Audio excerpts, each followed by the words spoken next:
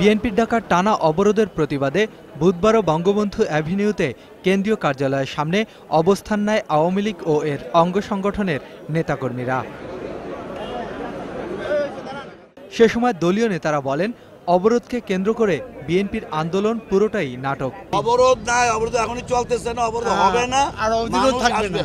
যেই কাজ আপনি করতেছেন তার জন্য আইনের কাঠ গড়ায় আপনাকে দাঁড়াইয়া দৃষ্টান্তমূলক শাস্তি এই বাপ মা এবং ছেলে দুজনকে পেতে হবে। ধর্মকে ক্ষমতায় যাওয়ার জন্যই ব্যবহার করে, সেজন্য তারা ঈদে মিলাদুন্নবীর দিন বাংলাদেশে ধ্বংসাত্মক কর্মকাণ্ড চালিয়েছে এবং বিশ্ব ইজতেমাকে সামনে রেখেও তারা তাদের অবরোধকে এখনো পর্যন্ত।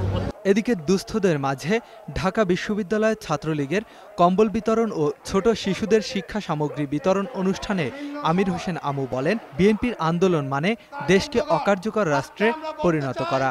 যথাসময় নির্বাচন অনুষ্ঠিত হবে, নির্বাচন অনুষ্ঠিত করবার জন্য কারো আন্দোলন করবার প্রয়োজন নাই।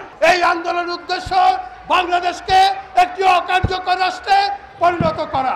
আওয়ামী লীগ নেতারা আরো বলেন, বিশ্ব ইজতেমায় জমায়েত হতে সাধারণ মানুষের পাশে থাকবে আওয়ামী লীগ।